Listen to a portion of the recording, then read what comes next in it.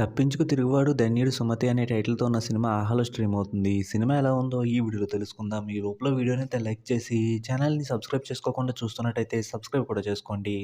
ఈ సినిమా అంతా చూసాక కొన్నిటికి ఓకే అనుకుంటే ఈ సినిమాని ఒకసారి ట్రై చేసుకోవచ్చు అనిపించింది. ఈ సినిమాలో పెద్దగా స్టోరీ అయితే ఏం లేదు. ఒక వ్యక్తి బ్యాంక్‌లో దొంగతనం చేసి ఒక టాక్సీ ఎక్కుతాడు. ఆ తర్వాత ఆ జర్నీ ఎలా ముందుకెళ్ళింది, ఆ డబ్బు చివరికి ఎవరి చేతికి వెళ్ళింది అనేది సినిమా. సినిమాని స్టార్ట్ చేయడం ఇంట్రెస్టింగ్‌గానే స్టార్ట్ చేశారు. ఆ తర్వాత కూడా డబ్బు కోసం ఎవరిని ఏం చేస్తారు అనేలాగా ఇంట్రెస్ట్‌ని అయితే కొంచెం బాగానే క్రియేట్ చేశారు. కాకపోతే సినిమా మొత్తంలో 4 క్యారెక్టర్లు కనిపిస్తా ఉంటాయి.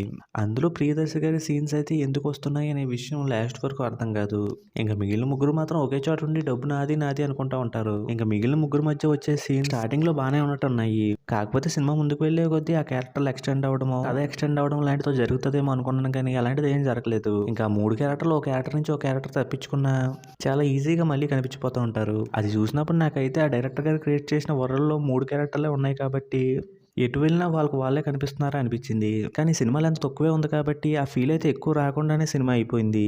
ఇక సినిమా ఎండింగ్ చూసాక ఈ లైన్‌తో ఏం చెప్పాలనుకున్నారనే విషయం అర్థం కాలేదు. అలాగే అంత లెంతీ టైటిల్ ఎందుకుందా అనిపించింది. ఇక సినిమాలో బ్యాక్‌గ్రౌండ్ స్కోర్ పర్వాలేదన్నట్టుగా ఉంది. ఫైనల్‌గా ఈ సినిమా అంతా 3 క్యారెక్టర్ల మధ్య ఉంటూ ఏమాత్రం ఎక్స్టెండ్ అవ్వకుండా ఒకే ఫ్లోలో అలా వెళ్ళిపోద్ది. ఇంక సినిమా లెంత్ కూడా బాగా తక్కువగా ఉంది కాబట్టి ఒకసారి ట్రై చేద్దాం అనుకుంటే ట్రై చేసుకోవచ్చు. ఇక ఈ సినిమాకి నేను ఇస్తున్న రేటింగ్ అయితే 2.25 ఔట్ ఆఫ్ 5.